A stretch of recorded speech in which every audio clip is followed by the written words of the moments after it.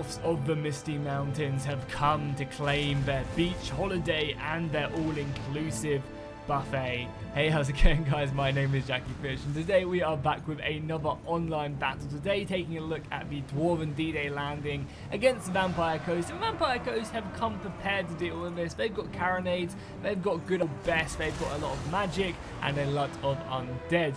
The dwarves, however, have brought fire and they've brought steel, so they are not going to be a pushover whatsoever. So, if we take a look at the Dwarven Army, we can see we have two Iron Drakes on either flank. These guys are going to set ablaze the undead and cleanse them in holy fire.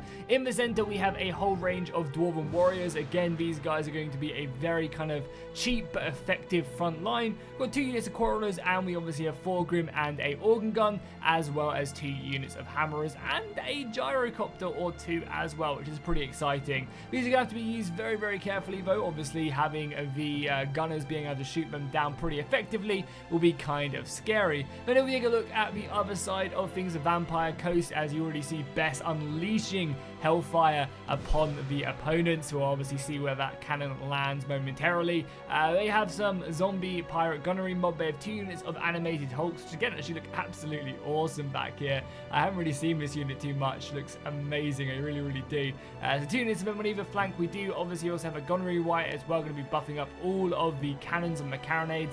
We also have the opera singer herself right here, looking pretty scary as well. And she has access to some pretty gnarly magic, which is, yeah, going to be hard for the dwarfs to deal with. Obviously, they get that innate magic resist, but still pretty scary. And as you can see, the Bess is going in already for that big old hit, and we're going to have to see where exactly she lands. The carronades are also firing in pretty heavily, obviously mainly focused on just trying to take care of the dwarfs as much as possible, because if you can kill these dwarven lines, then that is going to be very good indeed. Obviously, getting rid of the organ guns is going to be absolutely amazing, and you can obviously see the exact focus of that cannon. Queen Bess just trying to kill an organ gun or 2, because that is really going to rip through. Again, another perfect hit there right onto the Quarrelers, and doing over half HP for the Quarrelers is absolutely insane. Yeah, that is extremely scary if I was the dwarves. They obviously just want to close that distance as quickly as possible. And you can see the dwarfs are moving up. Probably need to be going into a bit more of a sprint, but I guess this actually is the sprint for the dwarfs. There you go.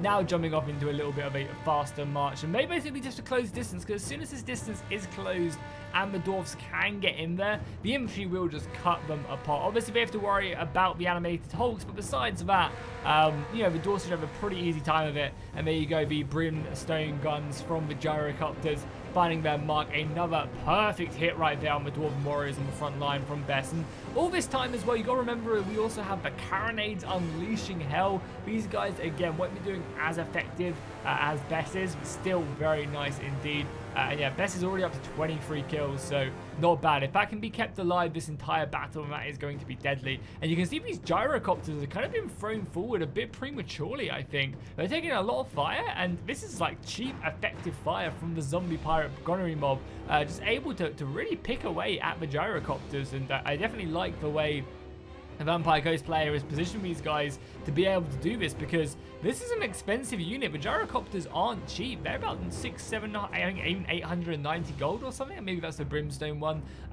But yeah, either way, that's a very expensive unit just being wiped out for really no reason. This is not a good trade. If anything, you want to be using these gyrocopters as the front lines clash to come around and then silence the guns, because that's, again, that's going to be your killer. And just like that, this unit of gyrocopters is going down. Luckily, at least now the organ guns and the Quarrelers are now firing. This is going to be a big help, and you can already see that HP starting to trickle down right there onto on the front line. I believe this organ gun, yeah, the organ gun is also still shooting as well. Already up to 84 kills, pretty impressive. And they're obviously just going to be hammering this front line as best as they can. Along with the Quarrelers, they should make kind of quick work of this front line. But this is what the battle is going to come down to. Can the dwarves break through the pirates and get onto that back line? Or is that back line just going to be able to constantly fire off these carronades, constantly keep on shooting that gunnery white mob, constantly helping out? And I'm also pretty excited to see how the dwarves are going to deal with the animated hulks, as they don't really have anything to kill them. Over on this other flank as well, we have the Iron Drakes now burning away. I guess the Iron Drakes pretty good.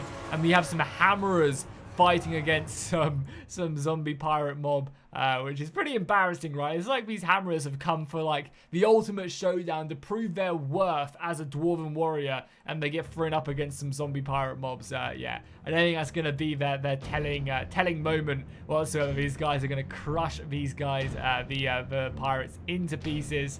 And then probably sprinkle it on their dessert after this battle is done, and they've claimed that all-inclusive holiday to a glory. Thorgrim is now going in, going to be charging into battle. We can see him off in the distance, going to be reinforcing the front line, and I think that's not a bad idea. Getting him stuck in early is always good. He's obviously very tanky. I'm surprised as well the cannon isn't firing, but I guess they are really heavily focusing on the organ guns, which are now all destroyed. Yeah, there you go. The organ guns are now all down, which is going to allow the cannons to focus on something else. A lot of the quarriers are also being hit pretty hard. The gyrocopters are back up and operational. I guess they are going to be moving around. These are the brimstone ones, which are great for dealing with these animated hulks, so that's obviously what their main focus is going to be, just to engage them. But yeah, there's still plenty of space back here. Obviously, you've still got the Legendary Lord and also the Gonnery, right, to stop any gyrocopters going in on these cannons. But yeah, silencing best, already up to 50 kills. That would not be a bad idea whatsoever. We also now have some Longbeards being brought into play as well. Again, a unit I don't think is very necessary in this matchup. There's not going to be any like heavy infantry fights. You're just basically going to be winning as the dwarfs. If you bring Longbeards, if you bring Dwarven Warriors, you're still going to be winning the infantry fight. It's not like there's going to be much. I don't think the Vampire Coast is ever going to really be bringing any depth guard or anything along that line. So yeah, kind of maybe a bit of a waste there on the Longbeards. Oh, and here we go. This is one of the most deadly things about this type of matchup, is the dwarves generally do want to engage along this line right here. And yeah, and then this spell right here from Vampire Coast, I've had it done against me and I've seen it done against people, and my god, is it just absolutely disgusting. Let's just see the damage it does. Just absolutely insane, and everything is dead. Like, that is just crazy. That is insane. And the thing is, that really plays out very effectively for the Vampire Coast, right? Because they don't mind losing infantry. Their infantry is useless. But that just wiped out an entire front line right there. The animated hulks have dived in against the hammerers, and the hammerers do have armor piercing, but I believe the animated hulks have like next to no armor. Yeah, they only have 35 armor, which obviously is nowhere near the 100 armor of the hammerers. So again, like, these guys, they do a lot of damage, which I guess will be effective against the low armor. But still, they're going to be kind of struggling against the animated hulks. We also are getting the Knights Errant being brought up, the ethereal Knights Errant. I believe they do decay gradually, or they're only alive for a set amount of time. But again, a very, very strong unit against the dwarves. Obviously, they are anti-infantry, so able to get in there. And obviously, they're ethereal as well. However, we do have the Iron Drake still flame on and burning the front lines to their heart's content. However, the Knights Errant are going to come flying in here, able to meet the dwarfs. And I mean, just, oh, look at that as they come flying in. Flames in the distance. It looks absolutely beautiful. Look at that dwarf as well. Brave dwarf there, charging in for honor and glory. You love to see it. Unfortunately, he just got ripped apart as the Knight Errants just keep on going. And I mean, get onto the Iron Drakes as well.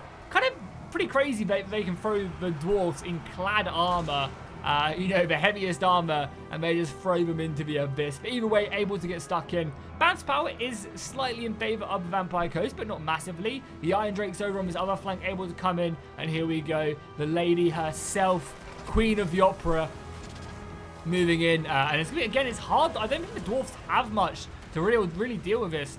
Another unit being spawned right there. We do have a unit of the Prometheans coming in, and they're going to be going directly onto the Iron Drakes. I think this is so important that this unit gets shot down. And all this time as well, Bess is just still shooting. The cannons are still shooting. And that's just something that needs to be shut down almost immediately for them. And even though these crustaceans and the Knights Errant, they do crumble and they do go down, like, they get their money's worth. They get stuck in here, and all of a sudden the balanced power bar is heavily in favor of Vampire Coast, and the dwarfs are heavily running out of soldiers very, very quickly. They just couldn't silence these cannons, and even though they've only got 11 kills on either cannon and 84 kills on Bess, like, that adds up. It really does. The animated hulks are moving in. I'm actually not doing as great as I thought they would. Again, it's a unit I haven't really seen too much of actually crumbling down. And the dwarfs still have a chance in this battle, though. They are rallying together. Thorgrim is leading them as they rally to their king. However, we are going to be getting, I guess, another regiment. Is that just the explosion? No, another unit of crustaceans coming into play right now just to hit the dwarfs. And there you go. Thorgrim routs from the battle. What a coward. That is definitely going in the book. Can't believe he routed there at the end. But yeah, the dwarfs just struggling to break that front line. And yeah, the Vampire Coast, as you can see, having, no kills on their front line, to be expected. But just couldn't silence, couldn't kill the Durfin whatsoever. The gunnery were constantly buffing up all these cannons. Best getting over as 87 kills. Yeah, and even though the dwarfs look like a lot of their units did do pretty good, it was just a big struggle. And yeah, that magic right there with over 279 kills on her, that ship just absolutely won the battle. And it's quite hard to deal with, I guess. I guess you just have to really try and, I think, spread out your infantry line and then just try and assault on different angles. Don't ever give that straight line for that Winds of Magic. Just try and, spread out your lines. You'll leave gaps in your battle line, but who cares if they go through the battle lines and you're not going to be susceptible to that straight line shooting. So, yeah, I mean, again, I'm not sure if the dwarf player was a little bit new and didn't really know too much about the magic. I mean, as a newer player myself, this has been a great learning replay to understand a bit more about the Vampire Coast and how deadly that magic can be. So hopefully you guys enjoyed this battle. If you guys have any awesome Warhammer 2 replays, send them my way over on my Discord. The link is down below in the description. If you are enjoying these Warhammer battles, also let me know in the comments down below, and I'll see you guys in the next one.